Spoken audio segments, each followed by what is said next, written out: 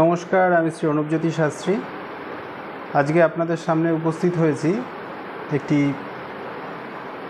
বিশেষ বিষয় নিয়ে, যেটাকে অনেকেই শুনে থাকবেন যে বিভিন্ন রকম টোটকা, যে বিভিন্ন বই বা ইউটিউবের বিভিন্ন চ্যানেলে বিভিন্ন জ্যোতিষী বা বিভিন্ন ব্যক্তি বলে থাকেন যে টোটকা ব্যবহার করলে নাকি, বা এই টোটকাটা করুন, ওই অমুক টোটকা করলে খুব ভালো থাকবেন।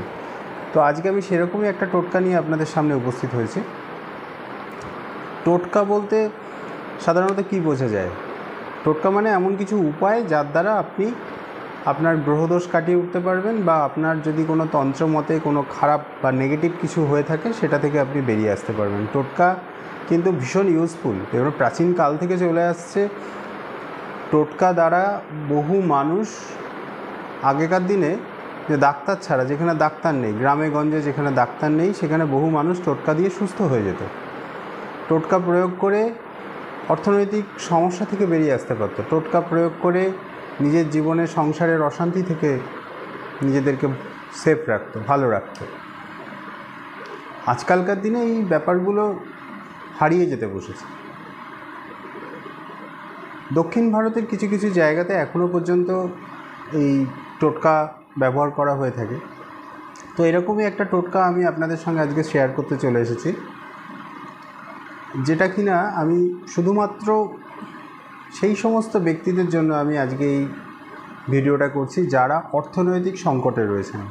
অর্থনৈতিক সংকট অর্থাৎ যারা অনেক টাকা লোনে ডুবে গেছেন, যাদের টাকা পয়সা কোনোভাবে উদ্ধার হচ্ছে না, কাউকে দিয়ে ফেলেছেন, উদ্ধার হচ্ছে না, বহু চেষ্টা করছেন কিন্তু কোনোভাবে সেই টাকা রিকভারি হচ্ছে না, বা কর্ম হারিয়ে ফেলেছেন, চাকরি চলে গেছে, ব্যবসা বন্ধ হয়ে গেছে।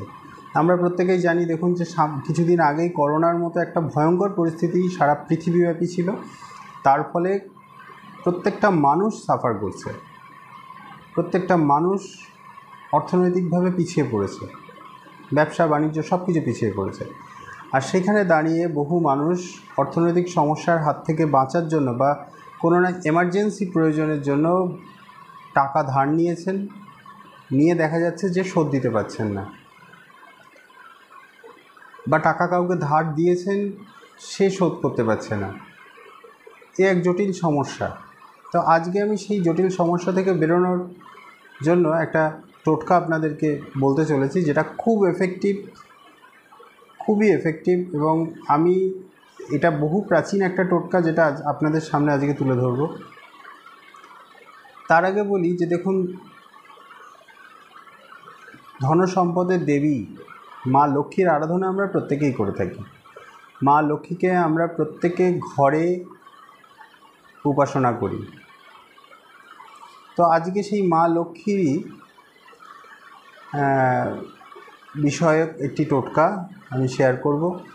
আশা করি এই টোটকাটা করলে আপনাদের অর্থনৈতিক সমস্যা থেকে আপনারা কিন্তু অনেকটা বেরিয়ে আসতে পারবেন, অনেকটা। এবং এই টোটকাটি পরীক্ষিত টোটকা, যারা যারা করেছেন আমার কথা শুনে আজ পর্যন্ত, তারা কিন্তু প্রত্যেকে ভালো ফল পেয়েছেন। আমি সেই জন্যই আপনাদের এই টোটকাটা বলার জন্য, শুধুমাত্র যারা উপকার পেয়েছেন তাদের থেকে আমি ফিডব্যাক নিয়ে তবেই আপনাদেরকে এই টোটকাটা বলতে এসেছি। খুব সাধারণ 5 দিনের একটা প্রসেস, অর্থাৎ 5 দিন ব্যাপী আপনাকে এই টোটকাটা অভ্যাস করতে হবে। খুব সহজভাবে এই টোটকাটি করতে হয়।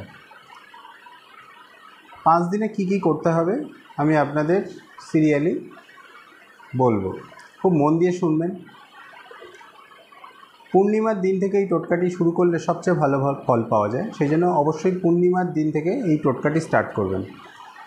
পূর্ণিমার দিন 21টা বাতাসা, গুড়ের বাতাসা, অবশ্যই গুড়ের বাতাসা হতে হবে। 21টা বাতাসা নিয়ে পবিত্র হয়ে, অর্থাৎ স্নান করে পরিষ্কার বস্ত্র পরিধান করে গঙ্গার ঘাটে চলে যান। সেখানে গিয়ে একটি একটি বাতাসা জলে দেবেন, অর্থাৎ জলে দান করবেন। এবং তার সাথে সাথে আপনি আপনার মনের ইচ্ছা, বা আপনি যেটা পাচ্ছেন না, আপনার যে অর্থনৈতিক সংকট রয়েছে, সেই কথাটা তাকে জানাবেন, মা লক্ষ্মীকে জানাবেন। প্রত্যেকবার একটা করে বাতাসা আপনি জলে দেবেন। এবং আপনি আপনার মনের যে কষ্ট বা সেই অর্থনৈতিক সমস্যা, সেই সমস্যার কথাটা মা লক্ষ্মী দেবীকে জানাবেন। 21টা বাতাসে জলে দিলেন, 21 বার তাকে জানালেন, পেছন ফিরবেন, বাড়ি চলে আসবেন, আর ওইদিকে ফিরে তাকানো যাবে না। First day. এবার দ্বিতীয় দিনে আসছি। দ্বিতীয় দিনের টোটকাটি কিন্তু প্রায় একই রকম। শুদ্ধাচারে, অর্থাৎ পরিষ্কার পরিচ্ছন্ন বস্ত্র পরে স্নান করে যাবেন গঙ্গা ঘাটে। 11 মুঠি ময়দা,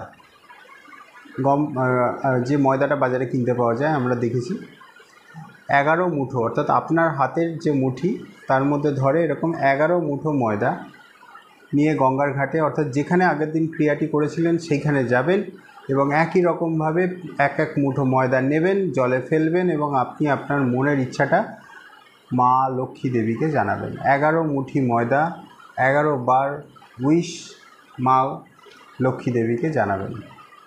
এই ক্রিয়াটি করার পরেও ঠিক একই রকমভাবে পিছন ফিরে বাড়ি চলে আসবেন। পেছন ফিরে কিন্তু তাকিয়ে দেখা যাবে না। এবার আসছি তৃতীয় দিন। তৃতীয় দিন কী করবেন? 11টি আটার গোলা বানাবেন।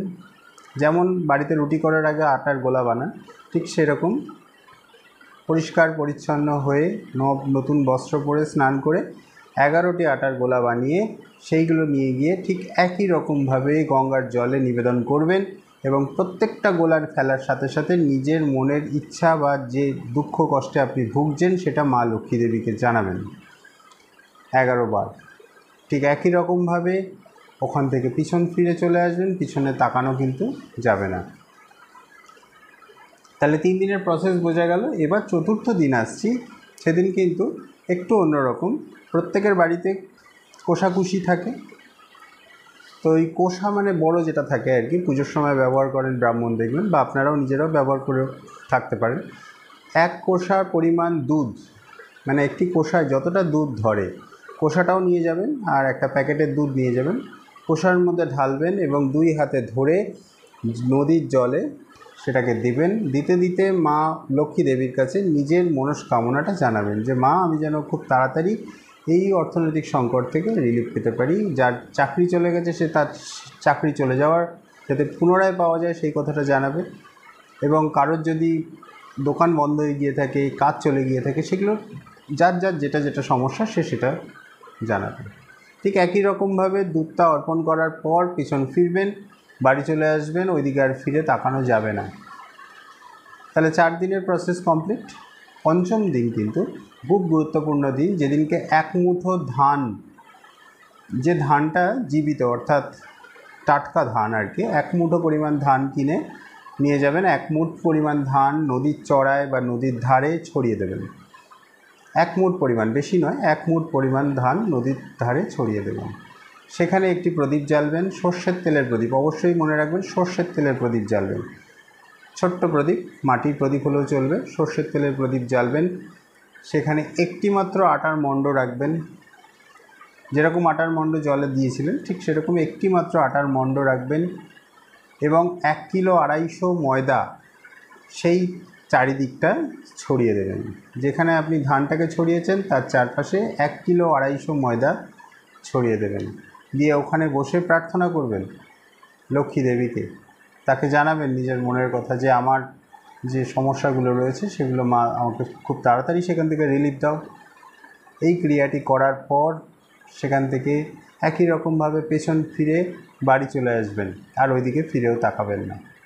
তাহলে এই 5 দিনের ক্রিয়া কমপ্লিট করার পরের থেকেই দেখবেন আপনার জীবনে পরিবর্তন আসতে শুরু করবে। পরীক্ষিত, যাদের যাদের বলেছি এবং যারা যারা করেছে তারা কিন্তু প্রত্যেকে ফল পেয়েছে, আপনারাও ফল পাবেন। তবে হ্যাঁ, ক্রিয়া করার সময় কিন্তু মনের মধ্যে নেগেটিভ চিন্তা রাখবেন না। অনেকে আছেন, আচ্ছা শাস্ত্রীজি বলছে তাহলে একটু করে দেখি, হবে তো, আদৌ হবে তো, সত্যি সত্যি পাবো তো, এই মনোভাব রাখলে কিন্তু মা লক্ষ্মী দেবী প্রসন্ন হন না। তাকে এক মনে ডাকতে হয় এবং আপনি এটা জেনেই করবেন যে আপনি অবশ্যই পাবেন। পজিটিভিটি নিয়ে করবেন, ভালো ফল পাবেন, খুব তাড়াতাড়ি সমস্যা থেকে বেরিয়ে আসতে পারবেন। আশা করি আপনাদের ভালো লাগলো এবং প্রত্যেকে করে জানাবেন আমাকে যে আপনাদের কেমন লেগেছে। কমেন্ট বক্সে প্রত্যেকে জানাবেন যে এই ক্রিয়াটি করার রেজাল্ট কী হচ্ছে। আজকে এই পর্যন্তই। আর আমাকে পেয়ে যাচ্ছেন বারাসাতে আমার নিজের বাড়ির চেম্বারে শনিবার, মঙ্গলবার এবং শুক্রবার দুপুর 2টো থেকে 5টা, আর শিয়ালদা চেম্বারে প্রত্যেক বুধবার করে 3টে থেকে 6টা। অবশ্যই আসার আগে আমাকে কল করে নেবেন। আমার নাম্বার 9836072606, ডিসক্রিপশান বক্সেও পেয়ে যাবেন। আরও কিছু তথ্য জানার জন্য অবশ্যই আমার চ্যানেলকে ফলো করবেন এবং চ্যানেলটিকে সাবস্ক্রাইব করতে ভুলবেন না এবং শেয়ার করতেও ভুলবেন না। আজকে এ পর্যন্তই। নমস্কার এবং ধন্যবাদ।